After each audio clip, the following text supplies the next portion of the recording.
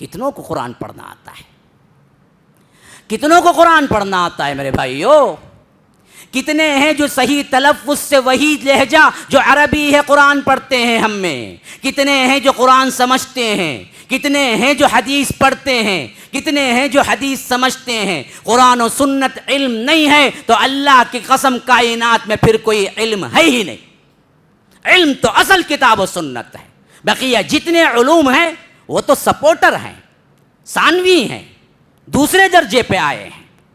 پہلا درجہ تو کتاب و سنت ہے، کتاب و سنت ہی پڑھے نہیں ہیں، قرآن ہی پڑھے نہیں ہیں، تو پھر تو تم نے پورے اسلام کی جو جڑ ہے خلاصہ اسی کو مٹا۔ اسی واسطے پہلا حکم آیا اقرا، پڑھو۔ اب پڑھنے کا دور ہوگا۔ آج علم کی جو ترقی ہے کیوں ہوئی جی؟ تورات پہلے بھی تھی، انجیل اللہ کی کتابیں پہلے بھی تھی، ان کو بھی 2,000 سال کا عرصہ ملا۔ حضرت موسیٰ کا تورات اترنے کا زمانہ علیہ السلام اور جناب محمد الرسول اللہ صلی اللہ علیہ وسلم کا زمانہ ملا لو، تقریباً 1,500 سے 2,000 سال بنتا ہے۔ ہاں، کون سی ایجاد ہوئی؟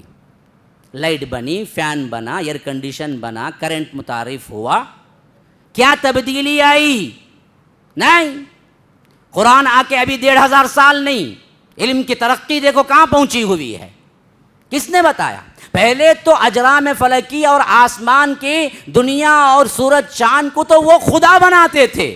یہ سوچ کس نے دی کہ یہ خدا نہیں، خدا کی بنائی ہوئی مخلوق ہے۔ لا تسجدوا للشمس ولا للقمر واسجدوا للہ الذی خلقہن ان کنتم ایاہ تعبدون۔ لوگوں یہ مت ڈرو کہ یہ تمہارے خدا نہیں ہیں، یہ تو اللہ کی بنائی ہوئی مخلوقات ہیں، ہم اس کی عبادت کرو جس نے ان چاند سورج کو پیدا کیا۔ تب جا کے ذہن کھلا، اچھا تو یہ مخلوق ہے تو پھر ریسرچ کرو، یہ چاند یوں پھرتا کیوں ہے، یوں گھٹتا کیوں ہے، یوں جاتا کیوں ہے، یوں نکلتا کیوں ہے۔ تب کہیں جا کے کیا ہے فلکیات کے ماہر پیدا ہوئے۔ اس سے پہلے تو دنیا نے سمجھ رکھا تھا کہ یہ سب خدائیں ہیں۔ علم کی سوچ تو اسلام نے دی، قرآن نے دی۔ جتنی تبدیلیاں سائنسی ہوئی ہیں ان سب کا بیک گراؤنڈ دیکھ لو، اسلام ہے۔ میرے پاس وہ وقت نہیں ہے، میں صرف ایک اشارے پہ آپ کو کیا ہے ختم کر دیا۔ چلو آگے چلو۔ پھر اللہ کے رسول صلی اللہ علیہ وسلم پریشان رہے کچھ دن، وحی رک گئی تھی۔ بعض روایتوں میں کہ 6 مہینے نہیں آئی، بعض روایتوں میں ہے کہ چند دن نہیں آئی، بعض روایتوں میں ہے کہ چند ماہ نہیں آئی، لیکن صفی الرحمن مبارک پوری نے سیرت رحیق المختوم کے اندر فرمایا ہے کہ صحیح تر بات یہ ہے کہ 15 دن وحی رکی تھی۔ یہ 15 دن بڑے کٹھن مرحلے تھے اللہ کے رسول کے لیے۔ وہ وحی جو اتری تھی اس کو سنبھالنا مقصود تھا، اس واسطے اللہ نے 15 دن تک وحی نہیں اتاری۔ لیکن اللہ کے رسول صلی اللہ علیہ وسلم کو وحی سے جو اشتیاق پیدا ہوا تھا، اس حیثیت سے اللہ کے رسول صلی اللہ علیہ وسلم چاہتے تھے کہ دوبارہ اترے، لیکن نہیں اتر رہی تھی، تو کبھی کبھی بے چین ہو جاتے، گھر سے نکل جاتے۔ بخاری کی بعض روایتوں میں یہاں تک آیا ہے کہ کبھی کبھی آپ کسی مکے کے پہاڑی پہ چڑھ جاتے اور سوچتے کہ میرے ساتھ کیا ہو رہا ہے، میں اپنے آپ کو وہاں سے گرا دوں، کہ ایسے وقت میں جبرائیل نمودار ہوتے اور کہتے کہ اے محمد تم اللہ کے رسول ہیں، پھر وہاں سے غائب ہو جاتے۔ اسی عرصے میں پریشان حال ایک مرتبہ گھر سے باہر نکلے، عجیب و غریب حالت میں اللہ کے رسول صلی اللہ علیہ وسلم سوچ رہے تھے کہ میرے ساتھ کیا ہو رہا ہے، کہ اچانک اللہ کے رسول صلی اللہ علیہ وسلم نے آواز سنی اور نظر اٹھا کے دیکھا کہ جبرائیل امین کو اپنی اصلی حالت میں دیکھا۔ اللہ کے رسول صلی اللہ علیہ وسلم کہتے ہیں کہ ایک کرسی پہ سوار تھے اور ان کے پر ابر سے لے کر مشرق سے لے کر مغرب تک پھیلے ہوئے تھے، اور پورا فضا، پوری آسمانی طور پر جو کچھ فضا خلا ہے ان سب پر صرف جبرائیل ہی جبرائیل تھے۔ ان کے 600 پر تھے، 300 پر دائیں طرف، 300 پر بائیں طرف، اور اس طرح یوں حیرت سے اللہ کے رسول دیکھنے لگے کہ دوسری وحی کے الفاظ اترے، یا ایھا المدثر قم فانذر وربک فکبر وثیابک فطہر والرجز فہجر ولا تمنن تستکثر ولربک فاصبر۔ تو اللہ کے رسول صلی اللہ علیہ وسلم گھر پہنچے، کہا کہ زملونی زملونی۔ پھر اس کے بعد اللہ کے رسول صلی اللہ علیہ وسلم اللہ کے اس پیغام کو لوگوں کے درمیان پھیلانے کے لیے نکل کر، کیونکہ حکم ہوا تھا یا ایھا المدثر قم فانذر، اٹھو اب ڈراؤ۔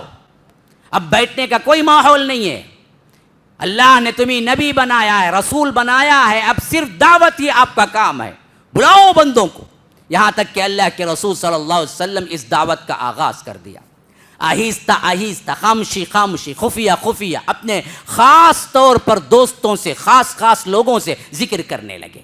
سب سے پہلے عورتوں میں اسلام قبول کرنے والی خود جناب محمد الرسول اللہ صلی اللہ علیہ وسلم کی بیوی حضرت خدیجۃ الکبریٰ ہیں. کیوں؟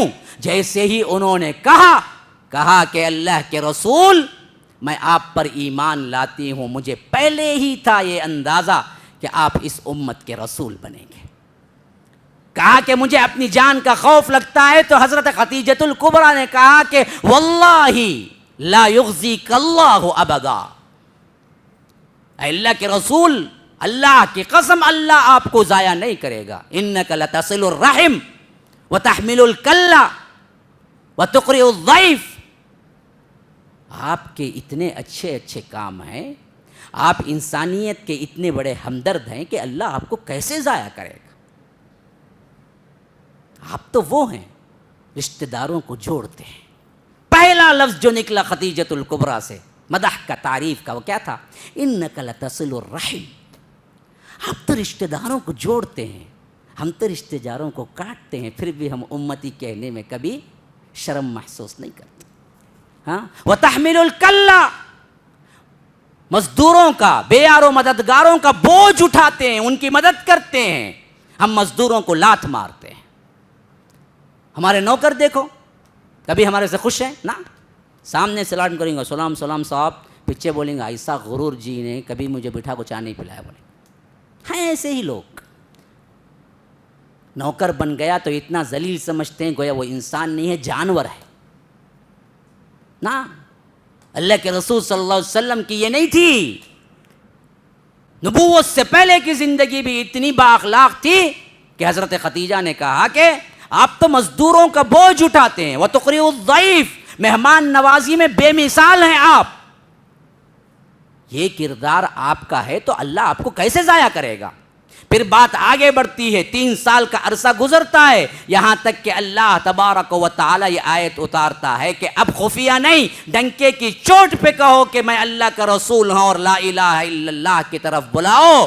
فاصدع بما تؤمر واعرض عن المشرکین انا کفیناک المستہزئین. جو کوئی بھی تمہارے ساتھ جو چاہے سلوک کرو، ان سب استہزاء کرنے والوں کے لیے، مذاق اڑانے والوں کے لیے میں کافی ہوں. جاؤ، تم میری نگرانی میں جا رہے ہو.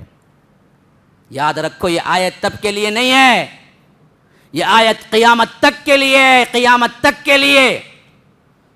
اللہ تبارک و تعالی سے کھلواڑ کرنے والے کو، اللہ کے رسول صلی اللہ علیہ وسلم سے استہزاء کرنے والے کو اللہ تبارک و تعالی دنیا میں بھی نہیں بخشتا. ابھی آپ نے نیوز نہیں سنا؟ ڈنمارک کا جس بدبخت نے خاکہ بنایا محمد الرسول اللہ صلی اللہ علیہ وسلم کا، اس کے ساتھ کیا حال ہوا؟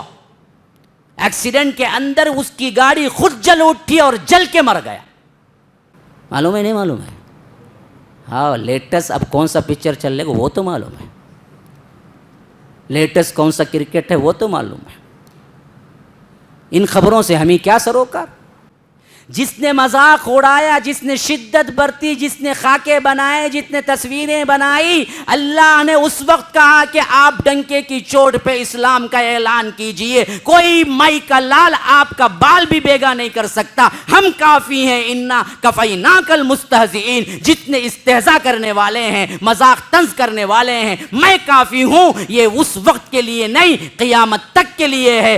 آج بھی کہتے ہیں ہر اس شخص سے جو کہ محمد الرسول اللہ کو مذاق کا نشانہ بنایا، یاد رکھو اللہ اس گناہ کی سزا آخرت میں نہیں دنیا میں دیتا ہے.